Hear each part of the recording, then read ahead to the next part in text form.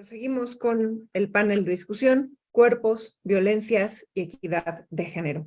Nos acompaña la maestra Vanessa Granados, que es la secretaria académica del Programa Universitario de Estudios del Desarrollo de la UNAM, a quien nos da muchísimo gusto ver. Le doy la más cordial bienvenida. Maestra Granados, tiene usted el uso de la palabra. Hola, muy buenos días a todas y todos. Gracias por la invitación, antes que nada, a la doctora Alicia Girón, a todo su equipo del Programa Universitario de Estudios sobre Asia y África. Me da mucho gusto participar en este evento que conmemora el 8M y que, como bien dicen, tiene el tema Género y Derechos Humanos en Asia y África. Me toca moderar ahora el panel que lleva por título Cuerpos, Violencias y Equidad de Género. Para esta mesa me acompañan 3 expertas, cada una en sus diversos temas. Y pues en primer lugar me gustaría presentar a Trilce Ovilla. Ella es originaria de Chiapas, abogada, egresada de la UNAM. Cuenta con una maestría en Derecho Corporativo y tiene estudios de maestría en Derecho Procesal Constitucional. Obtuvo un título propio en Capacitación Política, Perspectivas, Europa, América Latina por la Universidad Complutense de Madrid. Es docente en la Facultad de Derecho en la UNAM, donde es profesora de tiempo completo. Pertenece a los colegios de profesores, destacando su participación como tesorera del Colegio de Profesores de Derecho Constitucional y es secretaria de Comunicación y Difusión del Colegio de Profesores de Filosofía del Derecho de la Facultad de Derecho. Forma parte del Comité Académico del Programa Universitario sobre Estudios de Asia y África, el PUEA, de la UNAM, y del Comité Editorial de la revista UNAM Internacional. Es miembro de la Barra Mexicana de Abogados y de la Asociación Española de Ciencia Política y de la Administración y Mujeres Líderes en las Américas. Ha sido recipiendaria de las cátedras extraordinarias Manuel Ovilla Mandujano 2016 y Aurora Arnaiz Amigo 2017. Reconocimiento que se otorga a los profesores por su desempeño académico, responsabilidad profesional y valiosa aportación a la ciencia jurídica. Actualmente se desempeña como coordinadora de vinculación internacional de la Facultad de Derecho de la UNAM. Ella nos va a exponer el tema Evolución de los Derechos Humanos de las Mujeres en Asia y África. Trilce, eres bienvenida, y tienes 20 minutos en el micrófono, por favor. Muy buenos días, muchísimas gracias, doctora Granados. Para mí es un honor y un privilegio el poder participar en esta conmemoración del 8M con un tema que considero fundamental en la actualidad, los derechos humanos y el género, y en este caso específico enfocados a Asia y África. Agradezco obviamente la invitación tan amable y gentil, como siempre, la doctora Alicia Girón, a quien no solamente admiro y respeto, sino me atrevo a decir que quiero, porque conozco su trabajo y tengo el privilegio de haber coincido con ella en otros foros, en otros momentos. Agradezco también a la doctora Vania de la Vega, también por la invitación, y obviamente mi reconocimiento tanto a la doctora Karina Vidaseca como a la doctora Fernanda Vidal, con quien tengo el privilegio de compartir el día de hoy esta mesa. Me voy a permitir compartir pantalla porque pues al fin y al cabo yo soy docente universitario y entonces siempre estoy buscando como que sea más fácil, ¿no?, el transmitir el conocimiento.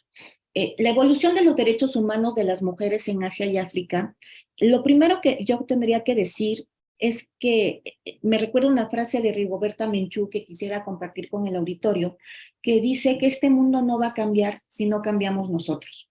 Y traigo a colación esta frase cuando hablamos de la evolución de los derechos humanos, específicamente en Asia y África. Primero hablaré en términos genéricos, ¿no?, de la evolución de los mismos, porque pareciera hoy, en pleno siglo XXI, yo he escuchado mucho, incluso por ahí leí un artículo muy interesante, que decía que el siglo XXI era el siglo de las mujeres, pero cuando empezamos a verlo en función del conjunto de prerrogativas que se sustentan en la dignidad humana, cuya realización efectiva resulta indispensable para el desarrollo integral de la persona, que es la definición que nuestra Comisión Nacional de Derechos Humanos da de los derechos humanos, a mí me surge la inquietud de qué tan cierto es que realmente en pleno siglo XXI, en todo el orbe, todos tenemos los mismos derechos humanos.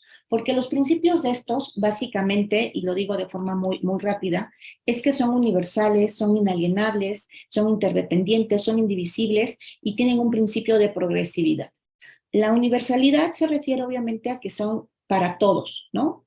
Inalienables, que no podemos renunciar a ellos y que no nos pueden quitar. Interdependientes, que hay una conexión entre los mismos, que tiene también que ver con la indivisibilidad, porque no podemos separarlos, no importa si son civiles, políticos, económicos, sociales, culturales, todos van concatenados, y progresivos en el sentido de que tienen que ir en aumento siempre. Pero vuelvo otra vez a la pregunta que yo hacía en un inicio. ¿Es cierto esto de la universalidad de los derechos humanos? ¿Yo me puedo subir a un avión en determinado país y bajarme en otro país y sigo teniendo los mismos derechos humanos? En principio la respuesta tendría que ser que sí. Sin embargo, como veremos un poquito más adelante, esto no siempre ocurre. Pero antes de llegar a estos paradigmas e intentar romperlos, tendríamos que hablar que la idea de la universalidad de los derechos humanos no es una idea reciente, es una idea que desde que empiezan a gestarse la tenemos patente, pero lo que sí es reciente es la positivización de los mismos. Es decir, las leyes antes protegían derechos, pero no pretendían que fueran universales. En la actualidad ya es así. Y antes también, esto también es interesante, nos hablábamos del término de todos los hombres. Y si bien no nos debería hacer mucho ruido, porque hoy en la actualidad entenderíamos que cuando nos referimos a todos los hombres, nos referimos obviamente a todos los seres humanos. Cuando surgen las ideas de universalidad de los derechos humanos, no nos referíamos a todos los hombres como todos los seres humanos, sino efectivamente a aquellas personas que fueran del sexo masculino. Ha habido una evolución muy importante durante el siglo XX y XXI para cambiar este concepto de todos los hombres a todos los seres humanos.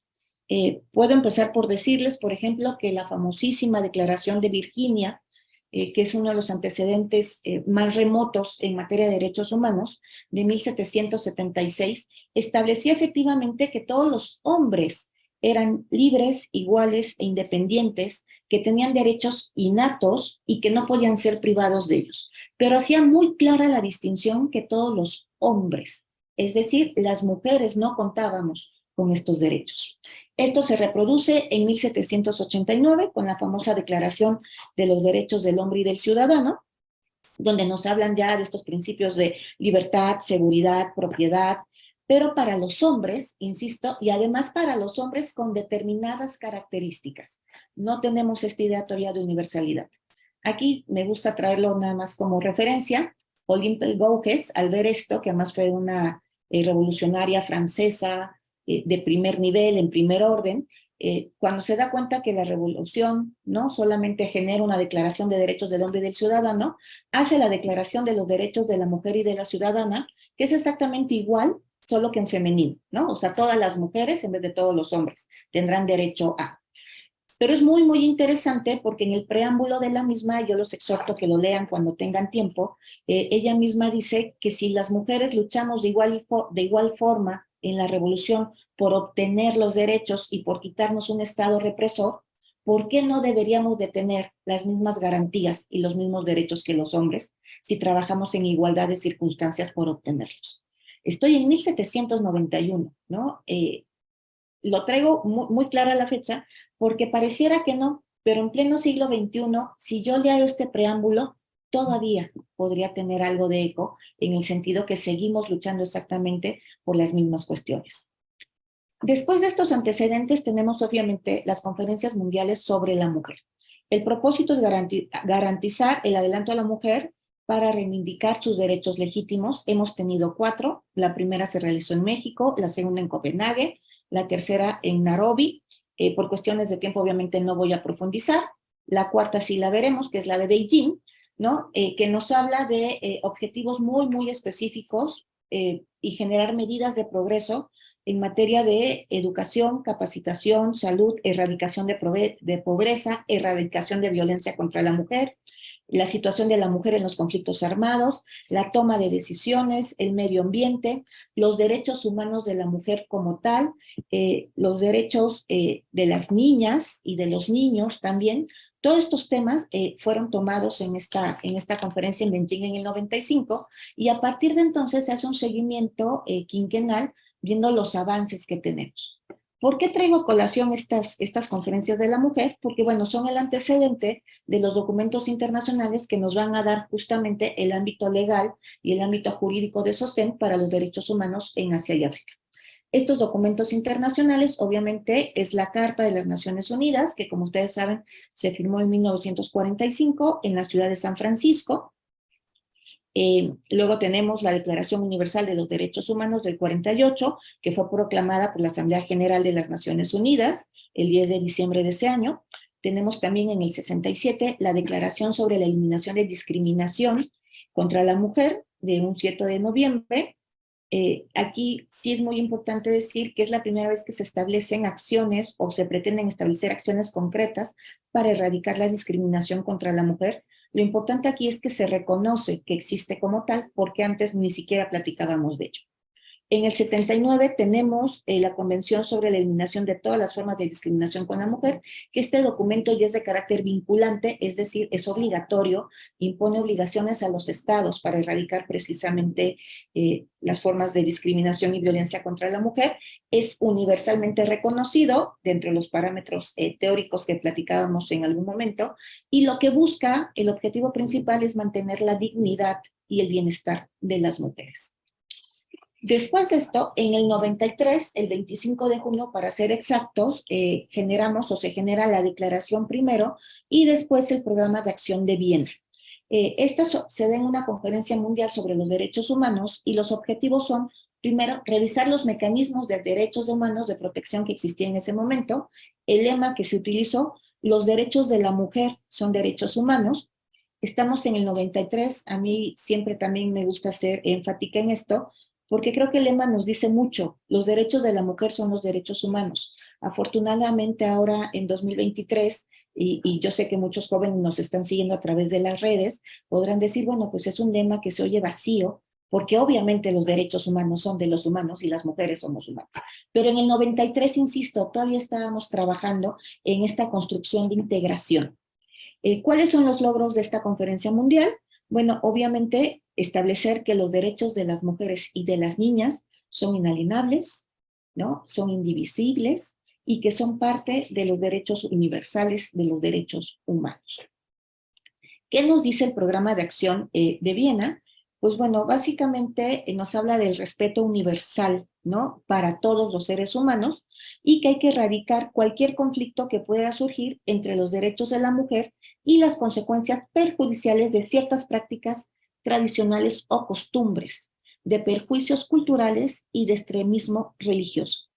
Este programa de acción de Viena en la actualidad es muy, muy importante, porque como veremos en unos minutos más, cuando hablamos sobre todo en el continente asiático, bueno, también en el africano, hay una de las principales factores que impiden el pleno desarrollo y goce de los derechos humanos son las posiciones, en algunas ocasiones religiosas, como ya lo vimos, que no permiten justamente que las mujeres tengan un acceso pleno a estos derechos universalmente reconocidos. Pero bueno, ahorita hablaremos de ellos.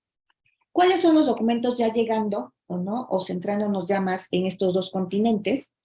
Bueno, a nivel nacional, pues tenemos la Carta Africana de Derechos Humanos y de los Pueblos, la Carta de Banjul, que fue firmada en Nairobi, Kenia, un 27 de julio en el 81, y que fue promovida por la Organización de la Unidad Africana. Después, y me disculpo porque, bueno, no me di cuenta, me puse el mismo año los cuadritos, ahí debería decir 1994, la Convención Interamericana para Prevenir y Sancionar la Violencia contra la Mujer, mejor conocida como la Convención de Belém do Pará, por donde fue firmada en Brasil. Y en el 2010 se empieza a generar, para firmarse ya en firme en el 2013, el Convenio Europeo para la Protección de los Derechos Humanos y de las Libertades Individuales. Estos documentos nos sirven directamente para la aplicación de los derechos humanos en estos dos continentes. En el 2003 tenemos el protocolo relativo a la Carta de los Derechos de la Mujer en África, el famosísimo protocolo de Maputo, firmado en Mozambique por la Organización de la Unidad Africana, y en el 2011 tenemos el convenio sobre la prevención y lucha contra la violencia de la mujer y la violencia doméstica, conocido también como el Convenio de Estambul del Consejo Europeo. Ahora bien, insisto, ¿qué nos decían estas conferencias sobre la mujer, ¿no? De las que hablábamos hace un momento, pues de los derechos de la mujer como tal, que nos dicen que son sus libertades, que entre los derechos humanos y las libertades fundamentales está el patrimonio de todos los seres humanos, su protección, promoción, y es la primera responsabilidad de los gobiernos. La conferencia reafirmó que los derechos humanos de la mujer y la niña son parte inalienable, integral e indivisible de todos los derechos humanos. Ahora sí, ¿no? Entrando ya, y sé que voy bien en tiempo, ¿no? Me lo estoy midiendo yo solita, pero si no hay más enseñas, porque, ¿no? Yo me emociono. Ya hablando ya de estos dos continentes, bueno, sí creo que es importante decir que Asia representa el 30% de las tierras emergidas, el 60% de la población mundial, está compuesta por 61 países. África representa el 20% de las tierras emergidas, el 15% de la población mundial. Y entonces, conformada por 54 países, entonces estamos hablando de casi de ¿no? De la mitad del planeta en cuanto a tierras, ¿no? Geográficas, y estamos hablando del 75% de las personas que habitamos en este planeta, ¿no? En el caso de África existe un sistema africano de derechos humanos y de los pueblos que se basa en la Carta Africana de los Derechos Humanos y de los Pueblos, así se llama, y en el caso de África no cuenta, como lo hace América, Europa y África, con un tratado o un sistema de derechos humanos. Ahí afortunadamente entra en acción ONU y la Oficina del Alto Comisionado para los Derechos Humanos en Asia, que lo veremos un poquito más adelante. Pero veamos las dimensiones, o sea, esto realmente es un impacto. A veces, lamentablemente, viéndolo desde otro continente, lo vemos como muy lejano o como una realidad no tan cercana, pero la verdad es que los números, como decía la doctora Girón hace un momento, están ahí y son muy, muy fuertes, ¿no? Hablando ya, empezaré primero por el continente africano, si me lo permiten. La Unidad Africana, actualmente llamada Unión Africana, encargó un grupo de expertos la redacción de la Carta de Banjul, que es la capital de Gambia, para generar esta Carta Africana de Derechos Humanos y de los Pueblos, donde se recogen efectivamente los derechos civiles, políticos, económicos, sociales y culturales. Apoya la idea de independencia e indivisibilidad de los derechos humanos. Y en el 2005 se logra ya el protocolo de esta Carta Africana. Solamente en la actualidad 4 países no lo han firmado y tiene muchísimos avances, porque además de hablar de los derechos humanos en términos generales, hace cuestiones muy específicas para los derechos de las mujeres. Resalta, bueno, lamentablemente tengo que decirles que en África hay una tasa muy elevada de muerte por cuestiones relacionadas con el VIH y el SIDA en mujeres. Y entonces ellos, al ver esta problemática en específico de salud, pues lo recogen, ¿no? Y hacen que sea de carácter obligatorio al momento de ponerlo en esta Carta Africana de Derechos Humanos del protocolo, que los estados tengan la responsabilidad de generar las políticas públicas de salud para prevenir, ¿no? Esta lamentable situación de muerte por VIH y SIDA de las mujeres, y asimismo también una educación de carácter sexual para que puedan prevenirla, y que tiene que ver además con una serie de situaciones muy complejas, como lo es también el matrimonio infantil, ¿no? Porque también establece que tiene que ser a los 18 años, y bueno, una serie de cuestiones. Me voy un poquito rápido porque ya voy sobre el tiempo. Sí me gustaría decir, como les había yo dicho, que esta carta prohíbe por primera vez legalmente la mutilación genital femenina, la explotación y abusos contra las mujeres, tanto en publicidad como en pornografía, pero que hay países que no la han firmado o que no la han ratificado, ¿no? Por ejemplo, Kenia y Uganda tienen sus reservas sobre el derecho a la salud reproductiva, sobre los problemas, por ejemplo, que les decía yo de los 18 años como edad mínima. Algunos factores que atentan contra los derechos humanos son estos que ya conocemos y que ustedes podrán profundizar después. Y en el caso de Asia, yo les decía que no tienen un tratado propio, que son los organismos internacionales, que lamentablemente los países en Asia tienen el récord o el peor récord de ratificación de tratados a nivel global, es decir, no los ratifican. Malasia y Bután, por ejemplo, no han firmado una convención sobre las formas de discriminación racial, pese a tener la declaración y plataforma de acción de Beijing. Quisiera ir cerrando con estas dos cuestiones que a mí se me hacen muy importantes. Uno, las dificultades que tenemos que atender en materia de derechos humanos. Y dos, cuáles son las dimensiones que tenemos. Primero, las dificultades es que existe la violencia contra las mujeres, falta una unificación de criterios en los derechos de las mujeres, existe la marginación social, hay poca participación económica y tenemos todavía muy establecidos los estereotipos de género. Siempre los derechos humanos se tienen que ver en dos dimensiones, en la realidad jurídica relacionada con la práctica social, pero sobre todo en la percepción de igualdad sustantiva de los pueblos, es decir, cómo vivimos realmente de forma cotidiana los mismos. Este cuadro lo consiguen ustedes en ONU Mujeres, ¿no? Es más o menos nada más para que viéramos cómo hemos ratificado o se han ratificado las diferentes convenciones en materia de derechos humanos de las mujeres en el mundo. Vemos cómo Asia tenemos ahí algún pequeño problemita, igual que África. Estas son las fuentes de consulta, las paso rápidamente, luego las podrán ver en la grabación, y les agradezco. Dejo de compartir pantalla para cerrar, ya en mis conclusiones me quedan 2 minutitos, y creo que sí tenemos un camino muy, muy importante por recorrer todavía, pero creo que vamos en un buen camino, en el sentido, y quisiera cerrar con esta frase de Margaret Thatcher también, que dice que todos los seres humanos tienen derecho a ser desiguales, pero que somos igualmente dignos e importantes. ¿Por qué traigo y cierro esta frase de Margaret Thatcher? Porque efectivamente las condiciones de la mujer en el continente asiático y africano son muy distintas, son muy diversas, responden a cuestiones culturales, y que también debemos aprender a respetar las diferentes visiones y formas de ver del mundo. Creo que estoy en el tiempo. Yo agradezco mucho su atención, agradezco la gentileza de nuestra cortés moderadora, Vanessa Granados, y cedo los usos del micrófono y me quedaré en un rato más para preguntas y respuestas. Muchas gracias, Trilce. Excelente exposición. Nos abres la parteaguas para los temas que vienen a continuación.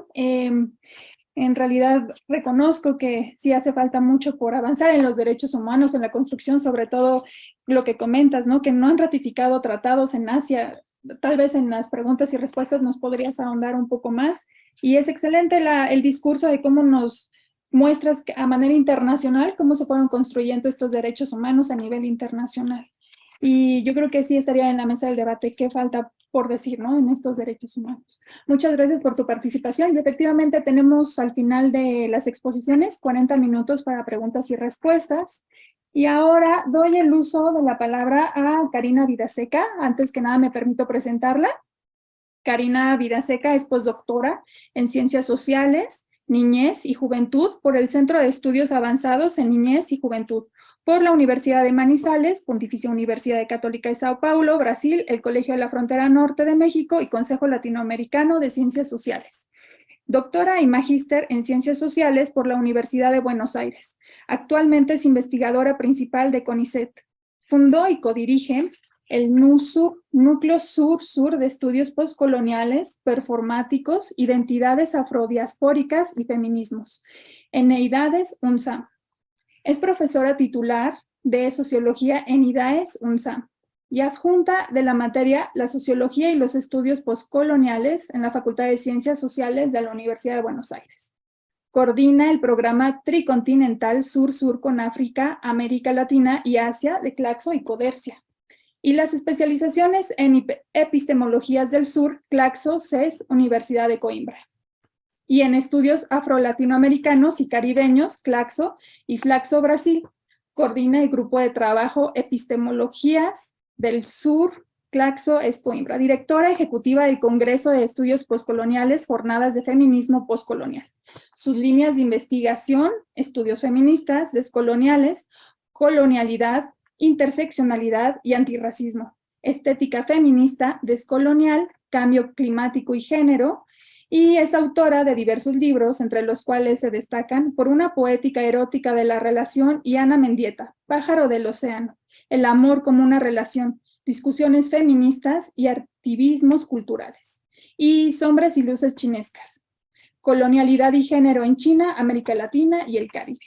El tema que Karina Vidaseca nos va a presentar se titula La herida y las cicatrices coloniales, violencias, cuerpos, territorios, desafíos de las perspectivas descoloniales para la traducción cultural de los feminismos del sur. Karina, bienvenida y tienes el uso de la palabra por 20 minutos. Muchísimas gracias, Vanessa. Es un enorme placer retomar junto con el PUEA, nuestra casa también de colaboración conjunta desde el programa Sur-Sur de Claxo. Agradecida muchísimo, por supuesto, siempre a Alicia Girón, a Vania de la Vega, a ti, Vanessa. Un honor compartir con Trilce Ovilla, Fernanda Vidal y Fátima Lancini, a quien tuve el gusto de escuchar en la conferencia magistral. En el mes de la mujer, aquí celebramos el 8 de marzo, como sabemos, y en estas instancias previas, estuve pensando cómo redirigir de algún modo el trabajo de debate y de discusión desde mi trabajo de investigación en perspectiva de lo que llamamos colonialidad de género y también feminismos descoloniales o anticoloniales y antirracistas. Me permiten pensar en clave de los derechos humanos y en una mesa en la cual estamos tematizando los cuerpos, territorios y las violencias, cuáles son también los puentes que nos conectan entre África y lo que la gran pensadora Lelia González llama la Méfrica ladina, ¿no? Es decir, en diálogo sur-sur, cómo poder establecer también de algún modo esos puentes que nos conectan a través de las luchas y las resistencias de las mujeres del sur global en nuestros territorios. Voy a permitir compartir para comenzar la pantalla, solamente unos minutos de un fragmento de esta gran exposición que es Zanele Muholi. Es una videoartista sudafricana que se llama Fragmentos de una nueva historia, y luego voy a regresar. Si ustedes me dicen si se escucha bien. It's my right to be the person that I am. It's my right to express my sexuality the way I do. I'm not doing any harm to anyone. Nobody's doing me a favor to understand that I exist just like him or her in her own spaces. There's no need for violence or hate speech that we keep on bearing on a daily basis. So it's my human right to express freely. It's my human right to love freely.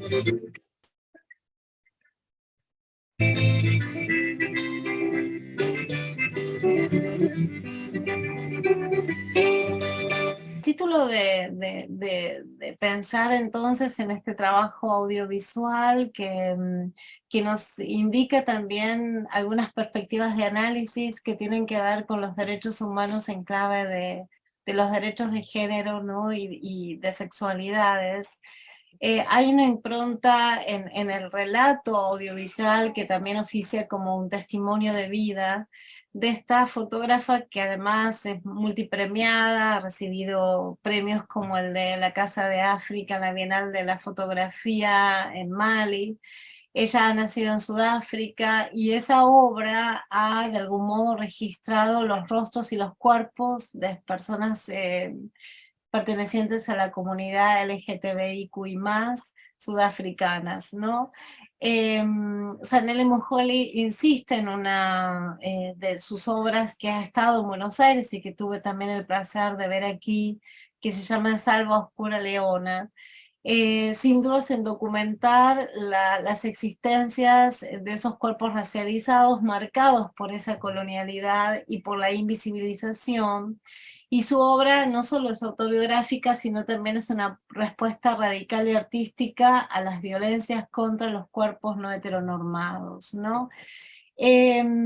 ¿Por qué el interés de algún modo en conectar la obra de Zanele Muholi con nuestra Méfrica ladina? Nos permitiría también justamente pensar en ese tejido de una memoria en las cuales podemos ver cómo las experiencias que acontecen en el cuerpo colectivo desterritorializado, desgarrado y animalizado de nuestro tiempo postcolonial, lo que Boaventura Sousa Santos llamaría la línea abismal, se ubica sin dudas en esa intersección, en esa memoria ancestral, y nos pregunta acerca de qué posibilidades tenemos de incidir desde el campo de las ciencias sociales, derechos humanos y humanidades en los artefactos de captura neocoloniales, ¿no?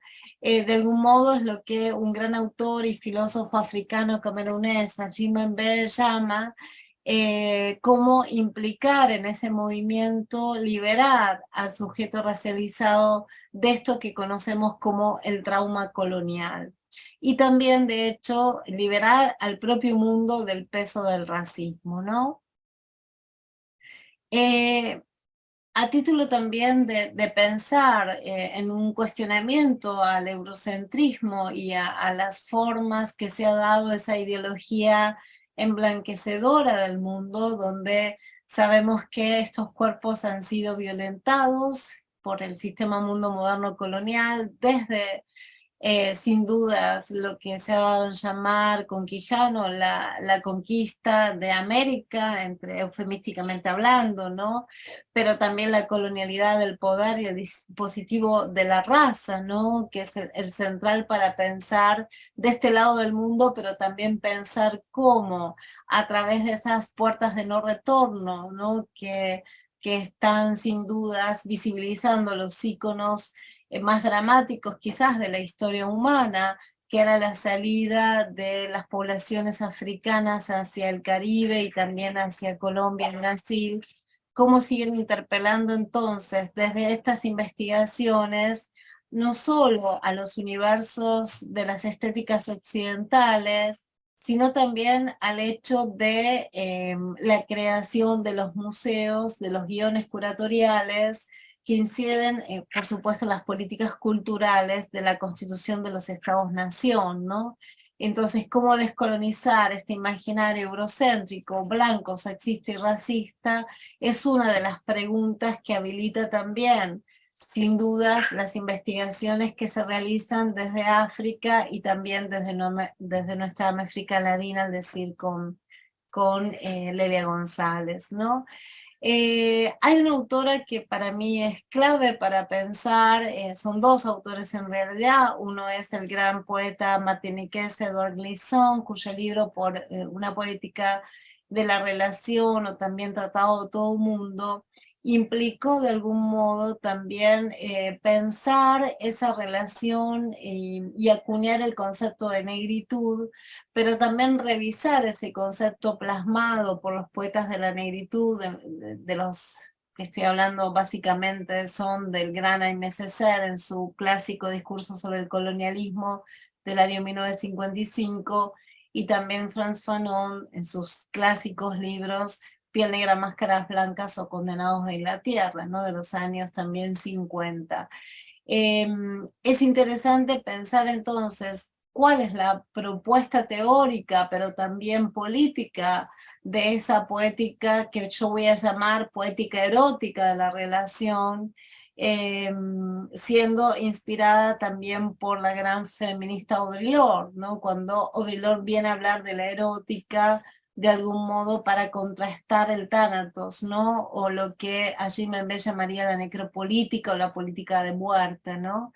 Entonces creo que es interesante pensar sin dudas cómo hay otros relatos, ¿no? Como es el de Zanele Muholi o puede ser el de otras artistas que apelan también a intervenir, ¿no? La caja blanca de los museos, ¿no? Y de algún modo distorsionar o hacer un relato alternativo, un otro relato de aquel relato eurocéntrico central que se plasma en todo el periodo de la colonización y la conquista, tanto de África como de América Latina, ¿no? Cuando Audre Lorde afirma, sin dudas, que ese erotismo que busca constituirse en el espacio entre esa incipiente conciencia del propio ser y el caos de los sentimientos más fuertes, es, dice Audre Lorde, una sensación de satisfacción interior que siempre aspiramos a recuperar una vez que hayamos experimentado, ¿no? Me parece que es interesante plantear con autoras y con artistas fundamentalmente los límites que presentan las teorías eurocéntricas y cuán necesarios son atravesar esos límites transdisciplinarios para expandir los límites de esa epistemología eurocentrada o de esa historia occidental que solo va a nombrar o exotizar esos cuerpos racializados, ¿no? O a innombrarlos, ¿no? De algún modo invisibilizándolos o plegando, ¿no? Lo que es la puesta en acto de una historia aterradora como es la de los zoológicos humanos, que me trae a la memoria sin dudas la reconocida Venus negra, ¿no? Que de algún modo es la Venus Hotentote que fue producto de esa exotización, de esa objetificación, de esa medicalización y finalmente espectacularización de los cuerpos que presentaban ciertas particularidades como era el de esta mujer africana, que va a ser luego producto, ¿sí? De una espectacularización de sus glúteos, ¿no? Glúteos que informaban acerca de lo que las afrofeministas denuncian como la hipersexualización de los cuerpos no blancos, ¿no? Ya sea de los cuerpos de las mujeres afros o mujeres africanas y mujeres negras, ¿no?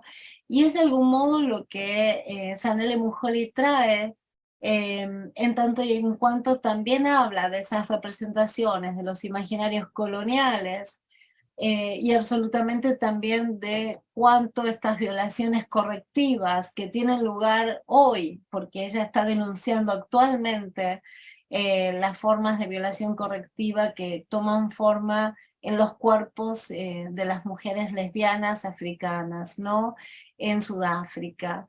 En una de sus tantas performances dice lo siguiente: sangro cada vez que leo acerca de una violación correctiva en mi, entre comillas, democrática Sudáfrica, sangro cada vez que los cuerpos queers son violados y rechazados por esa identidad de género y su orientación sexual en el continente africano, y sangro constantemente cuando me hago eco de asesinatos brutales de lesbianas negras en nuestros municipios y alrededores. Cicatrizo y temo no saber qué cuerpo será el siguiente en ser sepultado. Sangro porque nuestros derechos humanos son violados. Grito y sangro cada vez que alguna madre, amante, amiga, amigo o familiar pierde un ser querido. Deja en soledad y orfandad a su hija o a su hijo a causa de la violencia queer transfóbica, ¿no?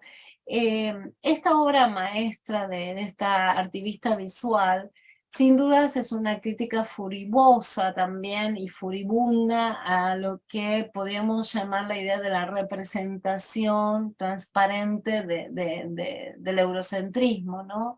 Es decir, de algún modo está reivindicando, ¿no? Y reclamando, como ella dice, su propia negritud, que está siendo siempre interpretada exóticamente o hipersexualizada, y es tan interesante como además destaca que esa lucha de estas mujeres y de las comunidades LGTBQI+, en Sudáfrica, también abundan en una ideología de la opresión sexual, de los crímenes homo-lesbo-transfóbicos que transcurren tanto en África como en nuestra región, ¿no?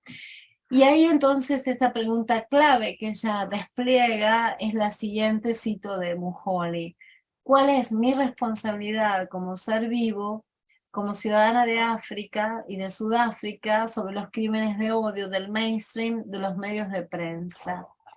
Esas fotografías entonces se vuelven declaraciones políticas que van a poner en evidencia esa urgencia de reescribir una historia de esos cuerpos, de los cuerpos negros, de los cuerpos queer y trans de Sudáfrica, para que el mundo sepa de esa resistencia, de esa existencia, y que sea fuerte el reclamo que expresa Mujoli cuando dice: estoy produciendo un propio documento fotográfico para alentar a otras personas a tener el coraje necesario para ocupar espacios, superar ese miedo y las injurias, y hacernos cargo del texto visual, de esas narrativas visuales, ¿no? E incentivar el uso de las herramientas artísticas, por ejemplo, el uso mismo de la cámara como un arma para defendernos, ¿no? Es muy interesante si uno lo lleva al lugar contextualizado de Sudáfrica, la llamada Nación Arcoíris, que después del apartheid, y aquí haciendo una contextualización también con la nueva Constitución Democrática de 1994, de algún modo fue el primer país africano que permitió el matrimonio igualitario, ¿no? Mientras en otras regiones del continente la libertad sexual podía significar un castigo ejemplar bajo pena de muerte, en 2015 también hay un foco de atención importante cuando una generación llamada la generación post-apartheid va a organizar esa primera protesta estudiantil por la descolonización del saber en la Universidad de Ciudad del Cabo. Y surge un movimiento cibernético o tecnopolítico que se llamó el Patriarcado debe caer, ¿no? Y que fue repleto de acciones feministas y de personas de la comunidad queer que exigían esa caída simbólica del patriarcado, obviamente también material, ¿no? Lo que se inicia entonces como un signo y que comienza con también, recordemos los sucesos en torno de la estatua de Cecil Rhodes, uno de los tantos remanentes tangibles e intangibles del pasado colonial y del apartheid, que alcanza un inmenso debate entre estudiantes y docentes en la propia universidad respecto de también cuáles son los nuevos modelos educativos, ¿no? Y cómo se cuenta la historia en la nueva Sudáfrica, ¿no? Allí aparece un relato muy interesante que yo trabajé de una estudiante llamada Mbali Matandela, que cuenta cuando comienza el movimiento Rhodes Must Fall, las feministas de la Universidad del Cabo rápidamente convocan una reunión con ese liderazgo, y no iban a dejar que sus voces se ahogaran. Dice la estudiante Mbali Matandela que después de esa primera reunión, un pequeño grupo de feministas negras y radicales decidimos que necesitábamos hacer valer nuestro reclamo en las conversaciones sobre universidad y su racismo institucional. Comenzamos a hablar en reuniones sobre lo que significa ser una mujer negra, una persona de la comunidad LGTQI+, en una institución que todavía celebra la misoginia y la supremacía blanca, simbólicamente con la estatua de Cecil John Rhodes. Sabíamos con qué facilidad el patriarcado puede dominar cualquier contexto, incluso las protestas por la igualdad de derechos, y no iban a dejar que el movimiento Rhodes Must Fall se convirtiera en uno de ellos. No íbamos a dejar que solo hombres lideren el movimiento, ¿no? Y es así como estas mujeres y estas comunidades disidentes asumen posiciones de liderazgo y se inicia lo que se conoce como un proceso de curación o healing, que fue realmente muy importante para sanar esas heridas coloniales que dejan los crímenes de odio y la homofobia en la vida de esas mujeres negras lesbianas sudafricanas, y también del aumento de estas violaciones correctivas, que son parte de una violencia extrema que enfrenta a la comunidad.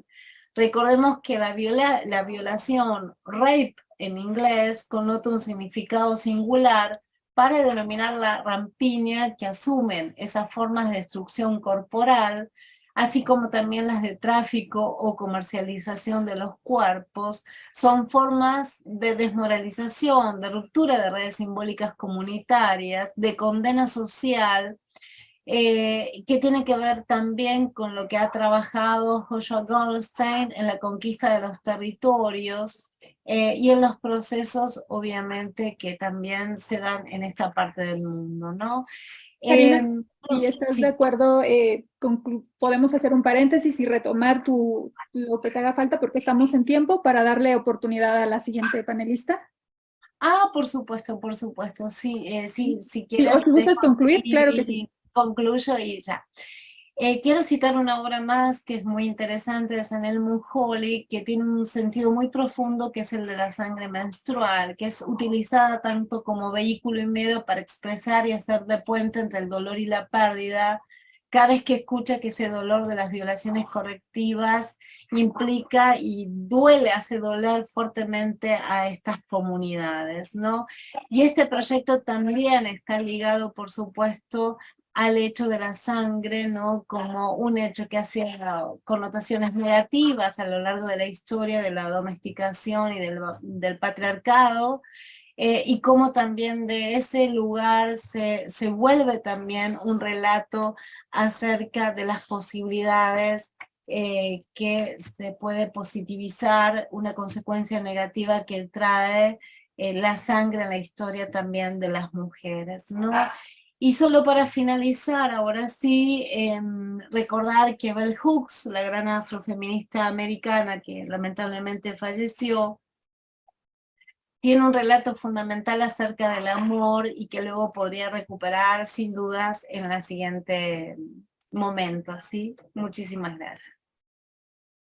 Contrario, Karina, muchas gracias por tus palabras, por esta exposición que haces, y fíjate que retomo un poco la parte del peso que sobre el racismo, estas salidas también migratorias que también nos pones en antesala precisamente por el siguiente tema, y cómo a través del arte y esta poética erótica que tú mencionas de las relaciones que has puesto en relieve, se puede manifestar también en una política, ¿no? Más allá del arte, cómo ya a través de política con mecanismos de acción, de representar estas resistencias, ¿no? De reclamos, para atender lo que tú dices, ese reclamo de alentar, ocupar espacios.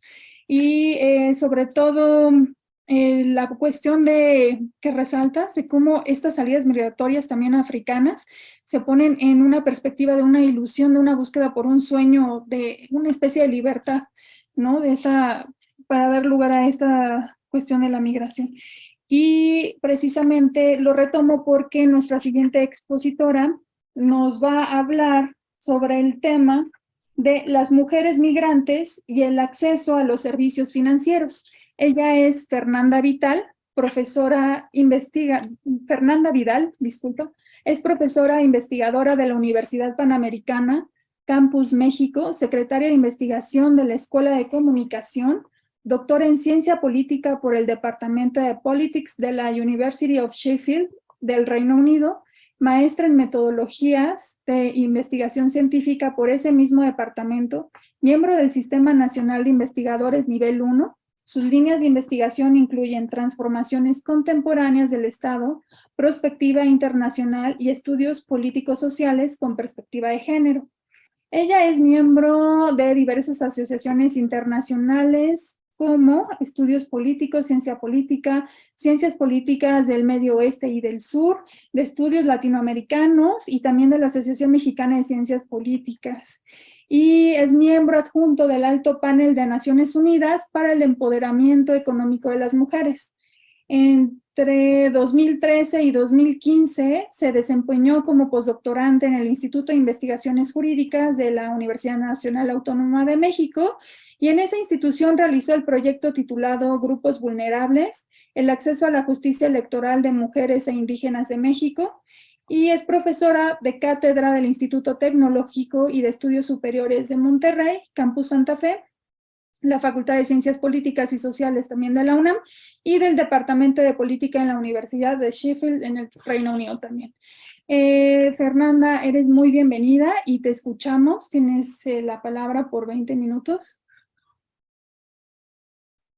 Muchísimas gracias, muy buenos días, tardes creo. Les agradezco mucho la invitación de la doctora Girón y de todos los colegas del Programa Universitario de Estudios sobre Asia y África, y también celebro la participación de las copanelistas que están conmigo el día de hoy. Muchísimas gracias a todas por estar aquí y por participaciones tan interesantes, y bueno, me sumo un poco justamente al tema, tratando el tema de las mujeres migrantes y específicamente el acceso de servicios financieros, y también yo en ese sentido, por ser docente, hago partícipe del conocimiento a veces mediante el uso de la tecnología, que a veces facilita un poco el envío del mensaje que se quiere compartir. Entonces, como les comentaba, el día de hoy vengo a hablar sobre mujeres migrantes, en este caso de migrantes en Europa, y qué acceso o cuáles son las barreras incluso del acceso a servicios financieros. ¿Por qué servicios financieros? Porque estos servicios garantizan en buena medida la independencia económica, terminan con la llamada violencia patrimonial, violencia económica, y en ese funcionamiento coadyuvan finalmente a la mejora en la calidad de vida y a la consecución de los derechos de las mujeres en distintas áreas. Entonces, habiendo dicho eso, paso específicamente a el tema de migración en Europa, y más adelante estaré hablando de mujeres asiáticas y mujeres africanas en Europa. Entonces, Europa tiene una importante población migrante. ¿Por qué Europa y no otra parte del mundo? Pues porque justamente Europa recibe en buena medida grandes poblaciones migrantes que vienen de la zona del Asia y que vienen de África, ¿no? De acuerdo a Naciones Unidas, es a partir del año 20, los datos más recientes que tenemos son a partir del 2021, es que más de 82 millones de migrantes radican en Europa, estamos hablando del 9% de la población. Los grupos provienen en su mayoría de países como Turquía, Marruecos, Argelia y de algunas zonas del sur de Asia, el África subsahariana y el Medio Oriente. El que provengan de estos países tiene consecuencias, sobre todo en cuestiones culturales que pueden afectar su adaptación y el paso, digamos, de transición y de lograr adaptarse, conseguir trabajo e incluso en el caso de los servicios financieros, pues del entendimiento que se pueda llegar a tener sobre el funcionamiento de servicios financieros en Europa Occidental, ¿no? Entonces es importante saber, reconocer y tener información que nos hable específicamente del lugar de origen de los migrantes. Las mujeres constituyen una proporción significativa del total de migrantes, ¿no?, que están llegando a Europa. De acuerdo a Naciones Unidas, con datos de 2021, alrededor del 48% de los migrantes que viven en Europa son mujeres. Entonces, una parte importante de la población migrante en Europa son mujeres. Las mujeres en Europa, mujeres migrantes en Europa. Estamos hablando de casi 37 millones de migrantes que viven en la Unión Europea, 18.6 millones son mujeres, ¿no? Las mujeres tienen más probabilidades cuando llegan a Europa de tener trabajos precarios, mal remunerados. Estamos hablando de que a menudo los trabajos de estas mujeres se concentran en áreas como trabajo doméstico, trabajo de cuidados y de limpieza. Y en muchas ocasiones, mucho de este trabajo se realiza de manera informal, ¿no? Entonces, no hay, por ejemplo, acceso a seguridad social, no hay acceso a ningún tipo de pensión, ¿no? Pensando a futuro, estamos hablando también de que eso las coloca en un mundo bastante gris en términos de la banca tradicional, por ejemplo, en donde se necesita cierta formalidad en los ingresos, más allá incluso del estatus de legalidad que se pueda tener dentro del país de residencia para poder entonces acceder a servicios tradicionales de bancos. Las mujeres migrantes están entonces sobrerepresentadas, en sectores mal pagados, porque justamente esta informalidad hace que al no tener que reportar el trabajo que se esté realizando, pues se puedan incluso violentar derechos laborales. En muchas ocasiones, muchas mujeres tienen que acceder a este tipo de trabajos porque son trabajos que no requiere de grandes calificaciones. No estamos hablando aquí de trabajos que son trabajo doméstico, trabajo de cuidado, trabajo de limpieza, que de ninguna manera en muchos países requiere certificaciones de estudios universitarios, etc. La tasa de empleo, por ejemplo, de mujeres nacidas fuera de la Unión Europea es del 56.7%, contrario a lo que pasa con los hombres, que es casi de un 78%. Hay una gran variedad de acuerdo al país del que estemos hablando dentro de la propia Unión Europea, en donde migrantes que están logrando llegar, por ejemplo, a Suecia están en mejores condiciones de vida que migrantes que se quedan en países como Grecia, que se quedan en países en donde no necesariamente existen condiciones de recepción, condiciones de transición y condiciones para poder finalmente residir de manera permanente, ¿no?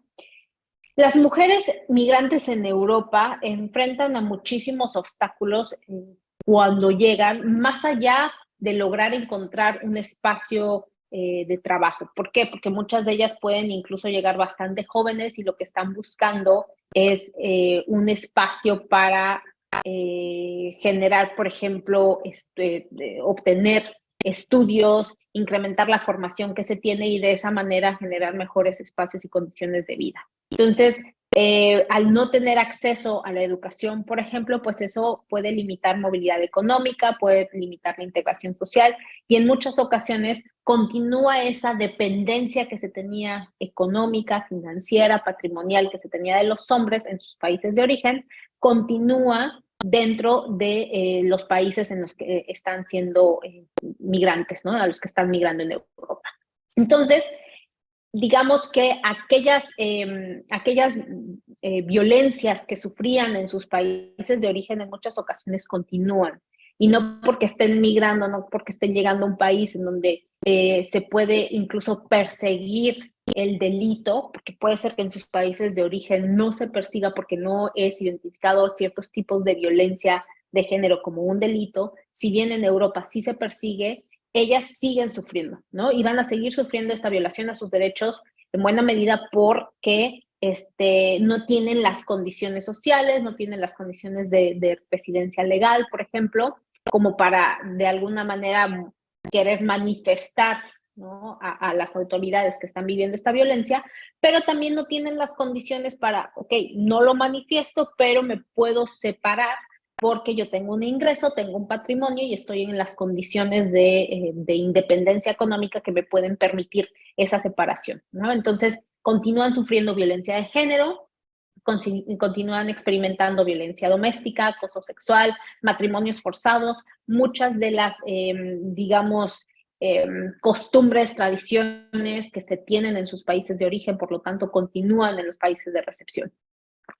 Estamos hablando entonces de que estas barreras permean en el país de acogida y que estas diferencias culturales y de idioma no facilitan el proceso de integración. Ahora bien, con eso no estoy diciendo que entonces sus culturas tengan que ser olvidadas, su idioma y demás, para nada, ¿no? Aquí más bien estamos hablando de que hay una serie de situaciones sociales que experimentan, que viven, y que justamente en su país de acogida no necesariamente existen las condiciones para mitigar, ¿no? los efectos de estas barreras para una integración mucho más humana, ¿no? Entonces, específicamente sobre las mujeres africanas en Europa, los datos de 2020, estamos hablando de 3.6 millones de mujeres nacidas en África que residen en la Unión Europea, es el 3.3% de la población total, y principalmente ellas vienen de Marruecos, de Argelia, Túnez y Somalia. Según un informe de 2019 de la Red Europea contra el Racismo, las mujeres africanas, específicamente africanas en Europa, enfrentan una discriminación laboral importante.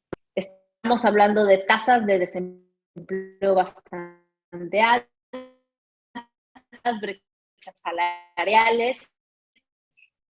brechas salariales además muchas amplias que vienen de países asiáticos, ¿no? ¿Por qué? Aquí estamos hablando de las calificaciones o, digamos, la educación que tienen estas mujeres que vienen de África en relación a la educación con la que muchos migrantes de otras partes del mundo llegan a Europa, ¿no? Entonces, las mujeres africanas en Europa tienen la probabilidad de trabajar en empleos precarios, mal remunerados, estamos hablando de trabajo doméstico, de servicios de cuidado, cocineras, cuidadoras de ancianos, cuidadoras de niños, y muchas veces, por ejemplo, en el caso de Francia, estamos hablando de que se le llama travail noir, ¿no? Que es el trabajo en la oscuridad, el trabajo negro no reportado, por ejemplo, que muchas veces es realizado justamente por estas mujeres africanas migrantes. Las mujeres africanas tienen entonces niveles de educación muy bajos. En 2020, por ejemplo, solamente el 25% de las mujeres nacidas en África, residentes en la Unión Europea entre 25 y 64 años, tenían educación terciaria. Léase educación universitaria. En comparación con el 35% de las mujeres de países no pertenecientes a la Unión Europea y 44% de las mujeres nacidas en la Unión Europea.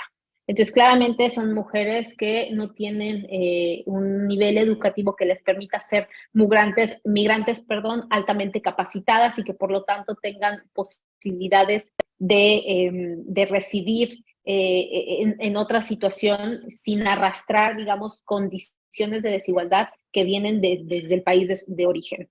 Las mujeres africanas en Europa tienen más probabilidades de ser excluidas socialmente, así como de vivir en hogares de bajos ingresos y de enfrentar discriminación y barreras para acceder a vivienda, atención médica y otro tipo de servicios. En el caso de las mujeres migrantes que vienen de África, muchas veces lo que funciona para ellas es la generación de redes, y es a través de estas redes de otras mujeres africanas es que logran encontrar vivienda y es que logran poco a poco ir sorteando el sistema de seguridad social de los países de acogida para poder ir encontrando trabajo y para poco a poco ir generando mecanismos que les permitan llevar una vida, digamos, digna en el país de acogida. En el caso de las mujeres asiáticas, estamos hablando de que son 6.7 millones de mujeres nacidas en Asia. Es el 6.1% de la población total de mujeres en la Unión Europea. Principalmente estas mujeres vienen de Turquía, Rusia, China y la India. Las mujeres nacidas en Asia y que residen en Europa también enfrentan una discriminación laboral significativa. Tienen altas tasas de desempleo, brechas salariales de género. En ese sentido, se comportan como las mujeres africanas cuando son comparadas con sus pares masculinos, ¿sí? Aquí es importante resaltar eso. Si estamos hablando de comparar mujeres africanas con mujeres asiáticas, existen muchas diferencias claramente, pero cuando estamos hablando de compararlas con sus pares masculinos, ahí hay similitudes importantes, ¿no? En donde hay brechas salariales de género, en donde hay tasas de desempleo. Y cuando se les compara a las mujeres nacidas en Asia y las mujeres nacidas en África con sus pares mujeres nacidas en la Unión Europea, estas diferencias aumentan significativamente. En el caso de las mujeres nacidas en Asia, ellas en Europa tienen más probabilidades de trabajar en servicios de atención médica como enfermeras, asistentes médicos o asistentes de salud en el hogar.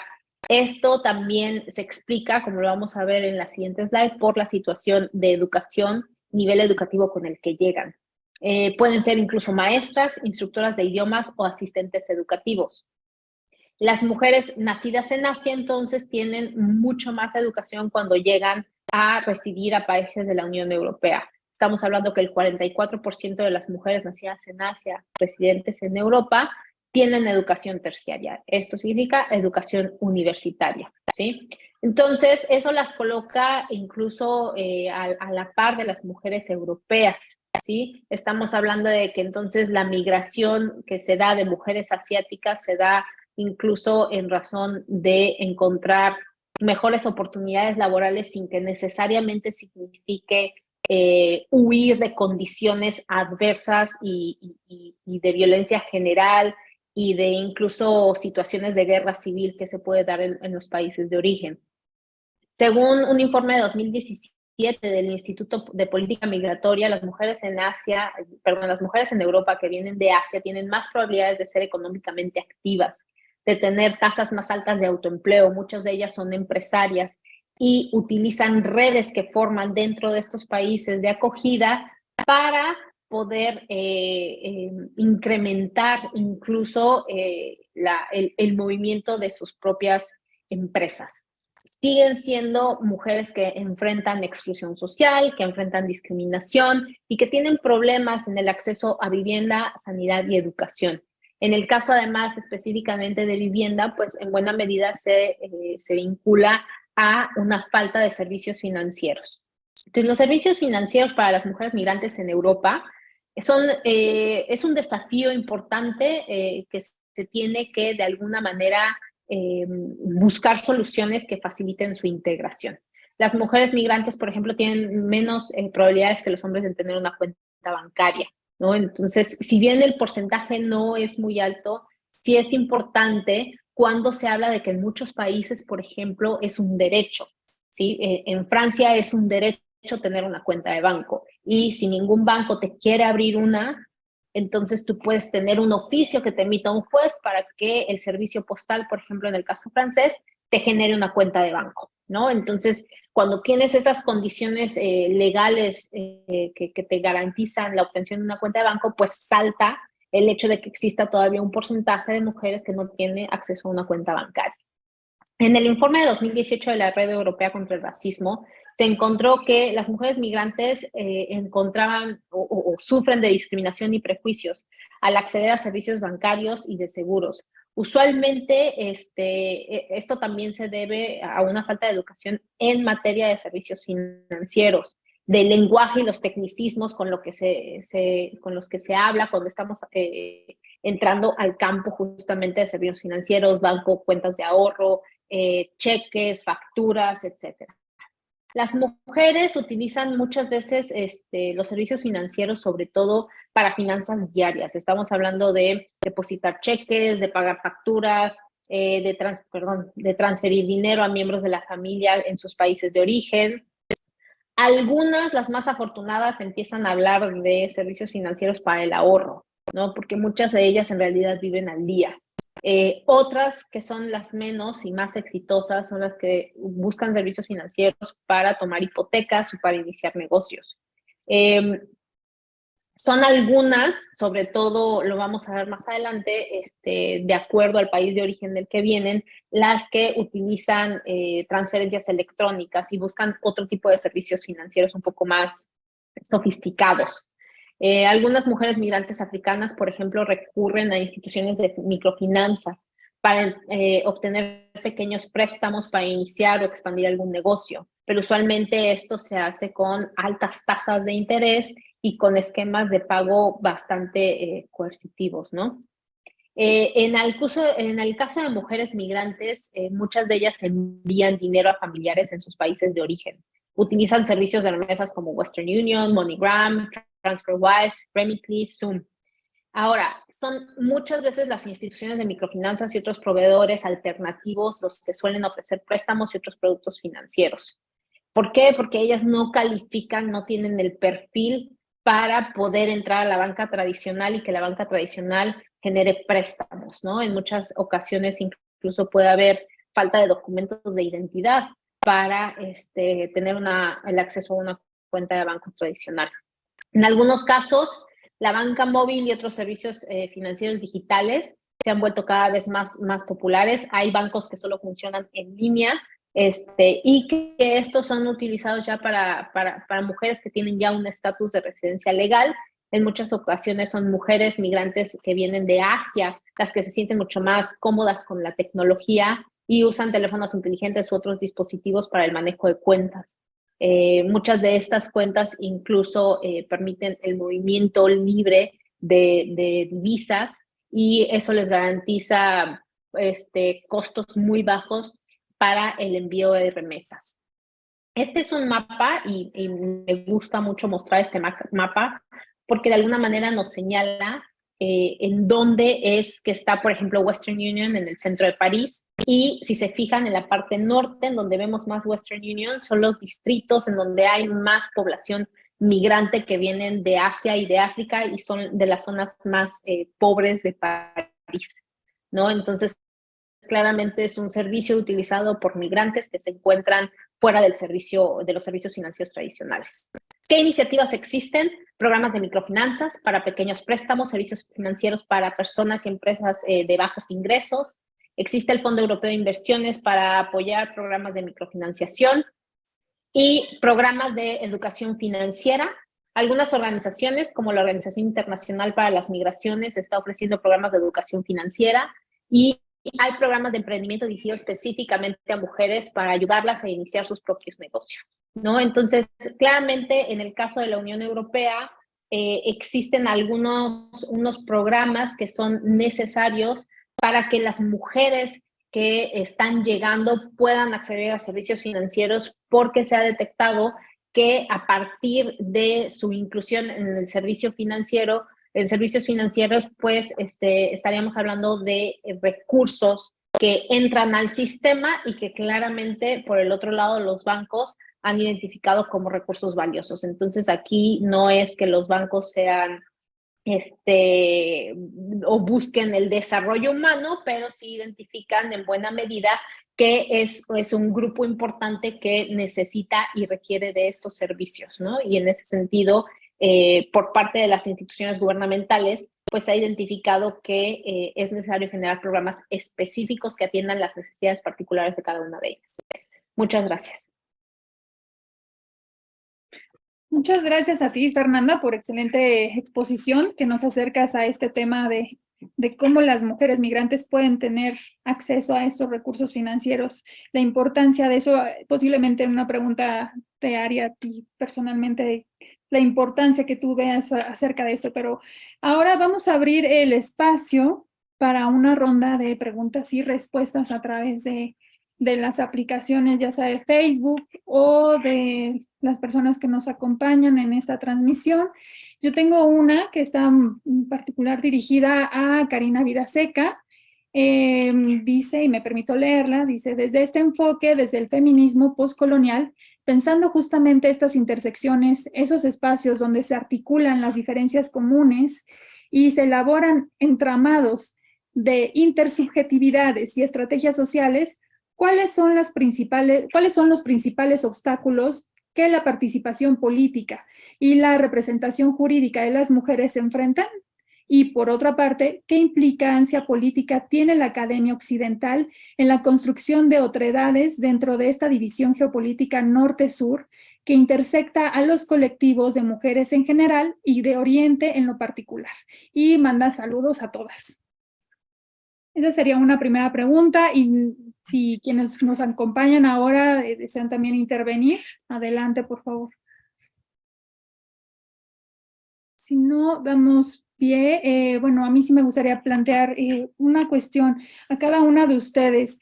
Yo sé que desde sus especialidades y por los temas que nos convoca el día de hoy a este panel, precisamente cuerpos, violencias y equidad de género, cada una de ustedes toca temas que, si bien tienen que ver con la plática que también nos dio la embajadora Fátima Lizani, y también si estuvieron, para quienes nos acompañan desde el inicio de la mañana, las académicas de la UNAM, que con sus palabras nos motivan a contribuir a esta lucha de erradicar las desigualdades, la discriminación de género y el empoderamiento de las mujeres, y de tener también más acceso a una visibilidad en la sociedad.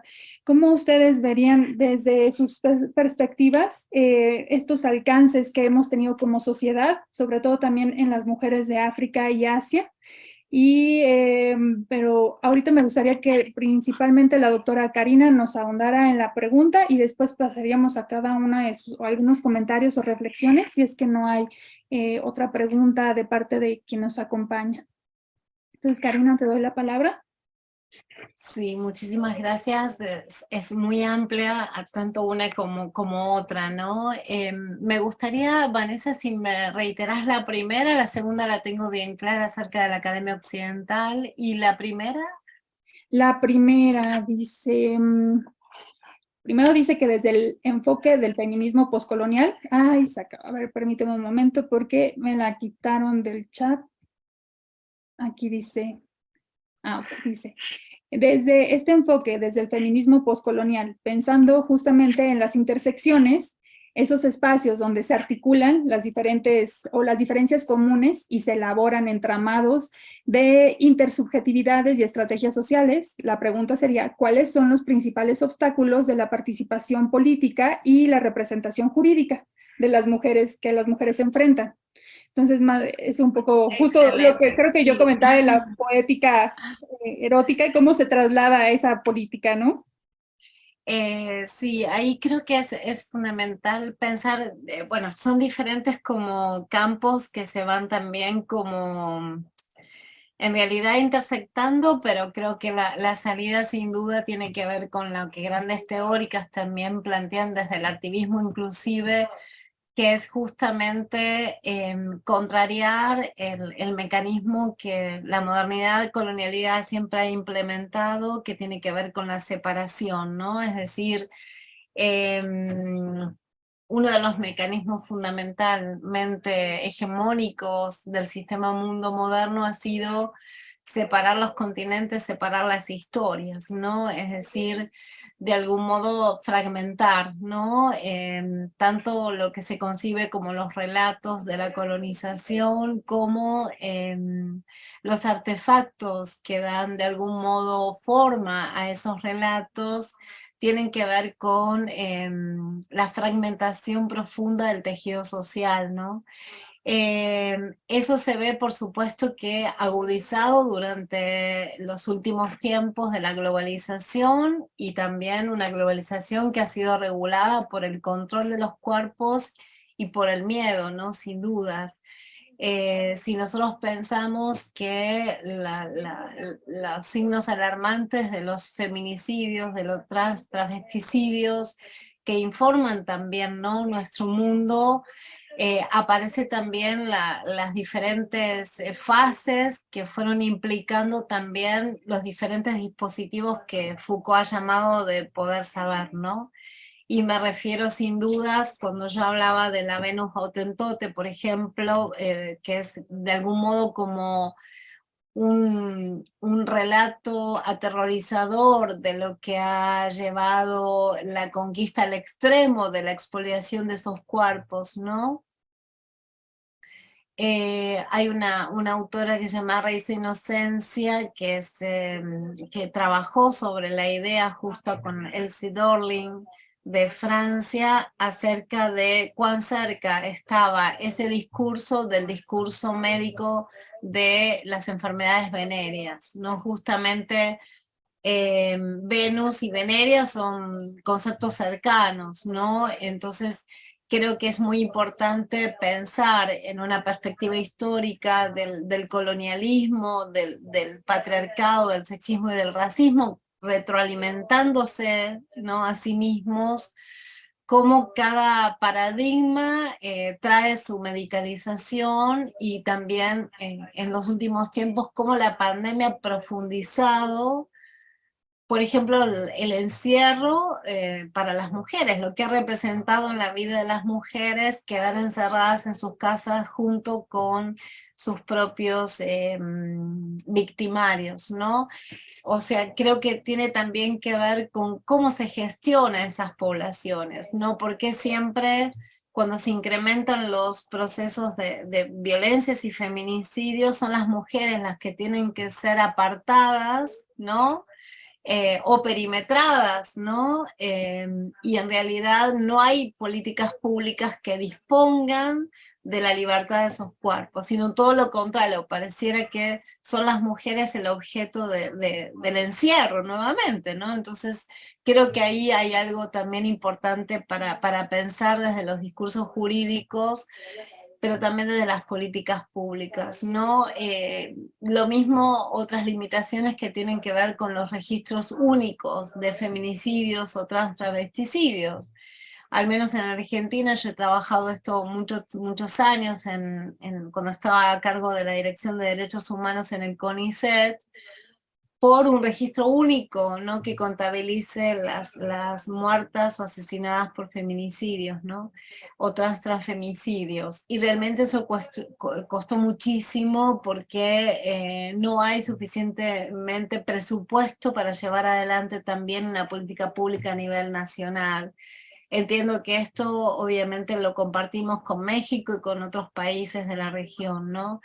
Pero sin dudas, hablar de feminicidio, hablar de travesticidio y también desplegar las discusiones acerca de lo que en el video yo intenté mostrar, que era cómo los derechos humanos también implica el amor libre, o sea, la elección de la libertad de amar, ¿no? O sea, cómo sigue cayendo el castigo ejemplificador sobre el cuerpo de las mujeres lesbianas en el caso de Sudáfrica, ¿no? De las personas que no respetan, de algún modo, entre comillas, la ideología heteronormada. Es decir, creo que eso que sucede en África sucede sin dudas también de otros modos quizás, pero sucede también en nuestras regiones, ¿no? Eso por un lado, y quiero que también me parece interesante apelar a esta erótica, porque si no, creo que lo que nos sucede es que volvemos a reproducir un relato aterrador de las vidas de las mujeres, y en ese relato aterrador se va de algún modo transmitiendo a las nuevas generaciones el miedo y el terror, ¿no? Entonces creo que aquí por eso apelar a otro tipo de sensibilidades que tengan que ver con la libertad que implica no una libertad individual, sino la libertad en el sentido de que todas nos cuidamos, hay un cuerpo territorio colectivo, en esa posibilidad de ser sujetas emancipadas, está anclada fuertemente en un cuerpo colectivo, en una cuerpa colectiva, ¿no? Y creo que eso ha sido fundamental también para pensar las emancipaciones de estos nuevos tiempos, ¿no? Que están siendo lideradas sin dudas por el feminismo, el transfeminismo, las comunidades de disidencias sexuales, ¿no? Y creo que aquí eso es importante aquí también, ¿no? Si uno sin dudas lo piensa en términos de lo que grandes teóricas como Bell Hooks llamaron la posibilidad del amor como una poética, pero el amor también como una radicalidad. Y aquí creo que ese es el contenido subjetivo de subjetivación política, entender el amor no como el amor romántico, sino como la posibilidad real de una transformación amorosa, ¿sí? De esos cuerpos en esas comunidades, ¿no? Porque tiene que ver sin dudas con la pregunta acerca de cómo reparamos y sanamos esas relacionalidades globales. Cómo Gracias, se Karina. repara y cómo se sana esa herida colonial, ¿no? Sí, y aquí es un poco la respuesta, no lo había mencionado, nos las hace Cecilia Guazzaroni desde Bariloche, que nos acompaña, entonces yo creo que sí hay que retomar estas discusiones, seguramente te seguimos, te vamos a seguir en tus redes, ¿no? Y en tus discursos. Y ahora también tenemos otra pregunta de la doctora Alicia Girón, pero esta está dirigida para la doctora Vidal. Dice, ¿qué posibilidades existen para las mujeres inmigrantes del África de llegar a mejorar su vida a partir de una mayor inclusión financiera? En el alto panel para el empoderamiento de las mujeres, uno de los ejes es la inclusión digital y financiera. ¿Sí podremos mencionar que sí ayudará a cambio de patrones culturales para las mujeres y sus familias? Esa es. ¿Gustas, por favor, Fernanda? Gracias a ti. Digamos, los grandes cambios tienden a ser generacionales. Pensar en que el acceso el día de hoy a servicios financieros de mujeres migrantes africanas en Europa transformará de la noche a la mañana sus vidas, pues no, de entrada, ¿no? Es una respuesta dura, pero cierta. Pero sí puede mejorar las condiciones en las que se encuentran. ¿Por qué? Porque puede generar un proceso de independencia paulatino.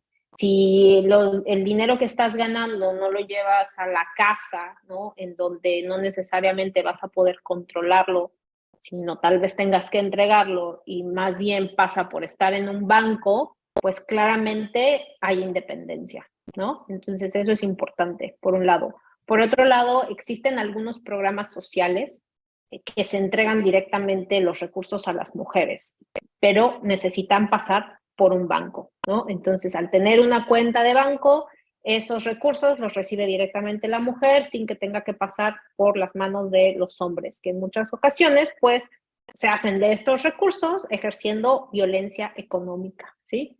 Entonces, poco a poco, el tener un acceso, aunque sea una cuenta de banco, que es, digamos, el servicio más básico financiero, pues claramente puede empezar a generar esa independencia. En el caso de muchas mujeres africanas, esa independencia instantánea, que le podemos decir de alguna manera, puede llevarlas a incluso a necesitar requerir de otros servicios financieros mucho más adelante, ¿no? Como puede ser, digamos, si tienen mucho éxito y mucha fortuna, pues, por ejemplo, servicios de naturaleza crediticia e hipotecaria, ¿no?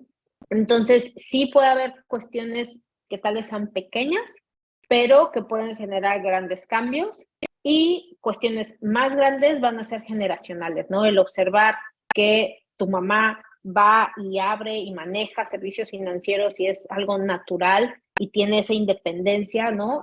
Claramente genera cambios. ¿Por qué? Porque estamos hablando aquí de una cuestión que le denominamos representación simbólica, ¿no? En donde tú observas un símbolo, que en este caso es tu mamá, que es independiente económicamente a través de este uso de esta cuenta, y claramente entonces tú te observas en un futuro como una persona que va a ejercer esa independencia de igual forma, ¿no? Ahora bien, en el caso de muchas mujeres africanas que están migrando en Europa, el problema principal ya ni siquiera radica en que puedan tener acceso o no a la cuenta bancaria, sino en que entiendan lo que conlleva tener una cuenta, ¿no? Por ejemplo, en muchos casos, la falta de comprensión en el lenguaje financiero y de tecnicismos las lleva a veces a aceptar cargos recurrentes que no necesariamente saben de qué van, por qué son, ¿no? O seguros que ni siquiera tendrían por qué contraer y que se les está cargando a la cuenta. Entonces, aquí mucho de lo que se requiere, más allá de brindarles una cuenta de banco, es educación que vaya con esa cuenta de banco para que no sean, por ejemplo, víctimas de este tipo de situaciones, ¿no? Y en donde sepan qué otros servicios financieros pueden ser servicios que ellas requieran, ocupen, necesiten. Y también se necesita generar servicios financieros de acuerdo a las condiciones en las que estas mujeres se encuentran, ¿no? En algunos países, por ejemplo, las cuentas se pueden manejar solo directamente en la sucursal. De manera que cualquier movimiento que se tenga que hacer, tengas que ir a la sucursal, y de esa manera limitas el que un hombre pueda agarrar y disponer, ¿no? Y me agarro tu teléfono móvil y entonces yo uso y dispongo y traspaso los recursos, ¿no? De esa manera un poco bloqueando cualquier situación en casa de violencia familiar que pueda tener un resultado de violencia económica o patrimonial, ¿no? Entonces sí es necesario conocer las condiciones de cada una de estas mujeres. En materia de idioma, por ejemplo, hay algunos bancos que tienen páginas en donde por la alta demanda, la página también está en otro idioma, ¿no? O que incluso vas a la sucursal y te pueden atender en tu idioma, ¿no? Entonces, ese tipo de situaciones son necesarias de identificar para que el cambio deseado verdaderamente se logre, ¿no? Muchas gracias, Fernanda. Sí, creo que con esto también se responde la pregunta de si tendrán éxito o no, o si se podrán romper las barreras patriarcales o no de su cultura, y si se podrá tener mejores oportunidades. Tengo una pregunta yo en particular, en concreto para la doctora Trilce. Si, por ejemplo, mencionó en algún momento que los tratados de ASEAN no han sido ratificados. ¿Usted, bueno, a qué cree que se deba esta situación? Es como una parte muy, muy en concreto. No, muchas gracias. Yo creo que, digo, contestando muy, muy en concreto, creo que es una cuestión de carácter cultural, lamentablemente todavía, en el sentido de que no ven la necesidad imperante de reconocer en igualdad de circunstancias a las mujeres que habitan en estos países. Desde el punto de vista legal, y aprovecho la pregunta, para dar algunas cositas que ya no dije porque se me fue el tiempo. Desde el punto de vista legal, es muy importante, una vez que un Estado-nación firma un tratado, ratifica un tratado internacional, tiene la obligación, sí, efectivamente, de hacerlo valer en su territorio, pero también de generar una armonización de su legislación interna, ¿no? Y, por ejemplo, primero hablaré del caso de África. Ruanda es el único país en África que ha hecho este ejercicio, ¿no? Es decir, que ha visto que su legislación interna vaya en concordancia a los tratados internacionales o a esta Carta de Derechos de la Mujer del continente africano para garantizar los derechos humanos. Esto no quiere decir que los otros países no tengan la buena intención, pero falta todavía el hecho de que sigamos avanzando desde el punto de vista jurídico, ¿no? Para garantizar. Y es lo que hablaba yo de las dos dimensiones. Una es la cuestión pues, legal, cómo está ya estipulado, los avances que tenemos, y otra es la parte sustantiva, cómo la vivimos en el cotidiano. Yo comento rápidamente, por ejemplo, Cambia tiene una Carta de Derechos de la Mujer, que es muy importante, pero en ella no erradica o no excluye la mutilación genital femenina, es decir, sigue estando permitida en ese país. Senegal tiene una ley sobre paridad de género, que también es muy importante y es un avance, ¿no?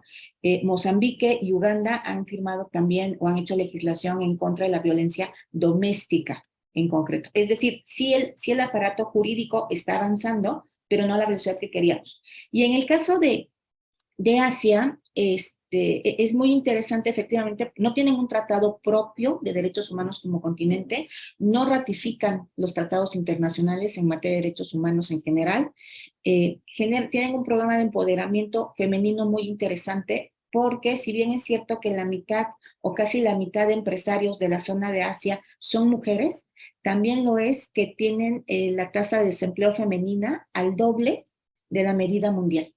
O sea, como que polarizamos también mucho, es decir, a algunas mujeres las empoderamos, pero a otras no las visibilizamos. Y luego existen leyes como las leyes antiblasfemia, que realmente generan un retroceso en materia de derechos humanos para las mujeres. Entonces, esto también debería ser modificado. Insisto, yo creo que es una cuestión que tiene que ver con cuestiones tradicionales y religiosas, que es un obstáculo en este sentido, la religión y la cultura. No, en ningún momento quiero ponerme en contra de ellas, las respeto, pero sí creo que tienen que evolucionar como ha evolucionado la tendencia en todo el mundo. Termino diciendo que, por ejemplo, la ONU tiene un programa muy, muy interesante que está implementando en ambos continentes, Educación Plus, y creo que esta es la respuesta, siguiendo un poquito lo que decían mis predecesoras en el uso de la voz, ¿no? La educación es lo que nos va a ayudar a cambiar el mundo, ¿no? Como diría Mandala. Zambia, por ejemplo, ya se sumó a los derechos de la salud de la mujer en función justamente de esta iniciativa de Educación Plus. Los derechos están ahí, están reconocidos, pero ahora hay que hacerlos efectivos, ¿no? Que los podamos vivir de forma cotidiana en todas partes, todas las mujeres. Gracias, Trilce. Y justo esta parte, ¿no? Creo que la UNAM y a través del Programa Universitario de Estudios sobre Asia y África pone estos conversatorios precisamente para ese conocimiento general a todas las mujeres, a toda la sociedad, que los temas están ahí, que también como académicas, como investigadoras, como activistas en estos temas, está la contribución a temas muy específicos, como es el caso de Fernanda, Karina, el tuyo, Trilce. Entonces, desde esta perspectiva, de todas estas perspectivas, ahora sí me gustaría escuchar algunos comentarios o reflexiones finales de parte de ustedes. Todavía tenemos unos 15 minutos aproximadamente, entonces yo les daría 5 a cada una, si gustan concluir sobre los temas o algún comentario adicional, y yo les indico cuando estemos en tiempo, las interrumpiría para darle pie a cada una de ustedes. Entonces empezamos al revés, si te parece, Fernanda, sería tu turno.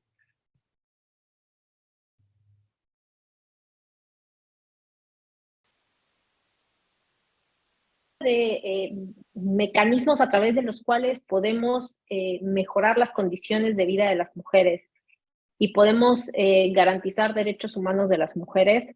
En el caso específicamente de nosotras mujeres, es importante distinguir cambios que pueden generar, que generan transformaciones momentáneas, de medio y de largo plazo, ¿no? Evidentemente, muchos de los derechos que se garantizan, vamos a decir, en las legislaciones de cada uno de los países, necesitan materializarse, ¿no? O sea, no pasa nada más porque efectivamente esté escrito en un papel, ¿no? Que la mutilación, por ejemplo, genital está prohibida, ¿no? Sino que se tiene que perseguir. Y lo mismo pasa en países de Occidente, que podemos tener muchísimos derechos garantizados en nuestras constituciones y en nuestras leyes, y eso no implica que se estén garantizando y cumpliendo. Entonces,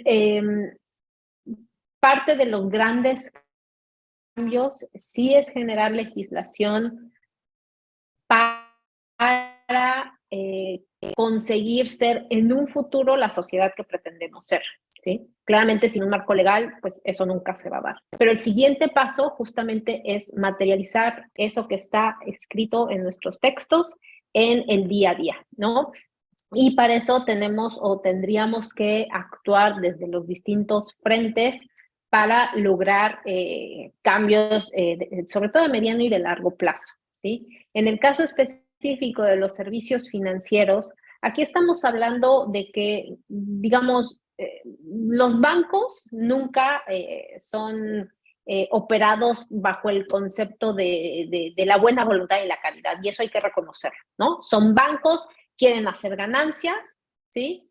Pero el pensar que el incluir a las mujeres va en contra de ello, pues sería absurdo, ¿no? Las mujeres en muchos casos, está demostrado, por ejemplo, son las que más ahorran, ¿no? Las mujeres son las que cuidan más los gastos que tienen, las mujeres pagan sus deudas, son las mejores personas en términos de tomar de agentes de crédito, ¿no? Porque pagan sus deudas, pagan a tiempo y en muchas ocasiones con altas tasas de interés porque no asisten a la banca tradicional, porque no pueden pasar por ella por no tener las condiciones. Entonces, el incluir en los servicios financieros a las mujeres, independientemente de su condición migratoria, va a tener consecuencias positivas en los servicios financieros a nivel internacional, ¿sí? Entonces, necesitamos que las mujeres comprendan la complejidad de estos servicios y que no nada más piensen en eso, en una cuenta de banco para generar mis gastos diarios, ¿no? Sino que estén pensando en servicios mucho más sofisticados, en donde se esté pensando en servicios incluso que atiendan a nuevas necesidades, ¿no? Y mucho puede pasar incluso por empezar a pensar en los recursos que se puedan dejar a sus hijas, a sus hijos, ¿no? De qué manera puedo generar, por ejemplo, fondos para la educación a futuro, seguros de vida, de qué manera puedo proteger aquel patrimonio que estoy generando, ¿no? Entonces, todo este tipo de situaciones se tienen que ir pensando. Y aquí incluso, digamos, el llamado siempre es a los gobiernos, pero también tenemos que pensar en empresas privadas que finalmente en buena medida son los que están generando estos servicios, ¿no? Y hacer un llamado a estas empresas para que generen servicios adecuados a la clientela, ¿no? Y eso puede para muchos, es que estos son costosos y generar un servicio de acuerdo a el perfil de estas mujeres genera un costo para los bancos, pero claro que estos costos se pagan al pensar en la inclusión de todos los recursos que las mujeres estamos generando día a día, ¿no? Entonces es importante empezar a ver que necesitamos ahora sí que servicios que se adecúen a las necesidades que nosotros tenemos como mujeres, y más en el caso de quienes son mujeres migrantes. Muchas gracias. A ti, Fernanda, le doy la palabra a Karina, por favor, de alguna reflexión, Karina, final, muy breve, por favor. Sí, por supuesto, creo que es posible pensar también cuando uno organiza la discusión acerca de derechos humanos y propone una mirada a los colectivos de mujeres y feminismos y disidencias, creo que es fundamentalmente pasible de ser cuestionada la representación que da a la academia o que atribuye a la academia al significante mujer, ¿no? Creo que aquí hay mucha discusión que ya ha surcado, pero creo que es importante volver a decirlo, incluso cuando ha sido la discusión acerca de los cuerpos gestantes por los derechos al aborto y al fin de la criminalización de la práctica, ¿no? Creo que aquí ha surgido también muy importante la posibilidad de pensar no en la mujer en singular, sino en las mujeres, pero fundamentalmente en las identidades feminizadas, ¿no? Por momentos uno siente que siempre hay una amenaza constante en ver al cuerpo del otro, ¿no? Que está de algún modo ese mecanismo de otrificación hace de que se desestabilicen siempre ciertas certezas acerca de cómo nos han visto o nos vemos a sí mismas, y a su vez también cómo esa representación penetró tan profundamente en el sistema discursivo, ¿no? Y en el control de esos cuerpos, ¿no? Entonces creo que liberar ese cuerpo del trauma colonial implica esa liberación de las representaciones heteropatriarcales, sexo-racistas, ¿no? Colonialistas que aún perduran, ¿no? Y creo que en esa plática hay mucho también de la posibilidad de pensar cómo liberarnos y cómo se liberan los discursos, ¿no? Jurídicos, inclusive, por supuesto, y también en las políticas públicas, cómo se puede nombrar, reconociendo y visibilizando a cuerpos que han sido ignorados, borrados de la historia o directamente invisibilizados. Y ese trabajo creo que es fundamental hacerlo desde la academia, pero fundamentalmente desde el activismo o el activismo, es decir, creo que lo que ha logrado en estos años el movimiento feminista impulsando las marchas y movilizaciones es que la atribución de producción de conocimiento no lo tiene exclusivamente el imperio de la academia, sino que está en las calles, está en las movilizaciones, está en la micropolítica, la densidad de ese tejido colectivo, ¿no? Así es, Karina, sí, ojalá sigamos con este activismo, que sea visible, donde seamos visibles todas, todo su trabajo. Trilce, si quieres concluir unas breves palabras, por favor. Muchísimas gracias, Vanessa. Sí, yo comparto todo lo que han dicho mis compañeras de mesa. Vuelvo a manifestar mi respeto y admiración por cada una de ellas. Y creo que los siguientes pasos que tenemos que seguir en materia de derechos humanos, no solamente en el continente o en los continentes africanos y asiáticos, es muy claro. Tenemos que trabajar para erradicar la violencia de género, conseguir condiciones de igualdad, protegerla efectivamente con instrumentos legales y con políticas públicas, agregando obviamente un componente ético en todo momento, pero creo que para lograr la verdadera igualdad de los seres humanos, la responsabilidad es de todos, de la sociedad civil. Somos los primeros que debemos tomar la línea de acción para consolidar la misma. Como lo manifesté al inicio, yo creo que las dimensiones de igualdad de género abarcan tanto factores socioeconómicos y políticos que influyen directamente en la creación de valores y normas socialmente aceptadas, así como la percepción que tenemos de ellas. Entonces, si queremos cambiarlo, debemos cambiar estas percepciones. Se debe proteger, garantizar y respetar los derechos humanos, porque esto es lo que nos permitirá que realmente podamos decir que este siglo XXI es el siglo de las mujeres, porque la igualdad de género nos permite evolucionar y alcanzar todos los objetivos que nos hemos planteado las sociedades modernas. Creo que la igualdad de género es un derecho humano fundamental, porque sin él no se pueden generar condiciones de prosperidad, de equilibrio, de salud, de educación, de paz y de progreso que todos anhelamos y que sobre todo todos merecemos. Creo que es la base donde se pueden ejercer y disfrutar libremente todos los demás derechos humanos. Muchísimas gracias. A ti, Trilce, y sobre todo unas gracias muy especiales a ustedes como mujeres, con el trabajo que ustedes hacen, que se visibiliza, que están aquí ahondando sobre todo en estos temas, que quieren acercar también a la comunidad joven, sobre todo porque la UNAM se debe a la comunidad estudiantil y a su sociedad, acercarlos a estos temas que todavía están pendientes, muchos temas que hacer para defender esos derechos y erradicar esas desigualdades. De mi parte, sobre todo agradezco al programa universitario de estudios sobre Asia y África, a su coordinadora, la doctora Alicia Girón, y a todo su equipo que nos hacen posible de estar aquí reunidas platicando de estos temas. Sin más, bueno, yo le doy también la palabra a Vania de la Vega por si gustan cerrar este tema, y otra vez gracias y hasta la próxima.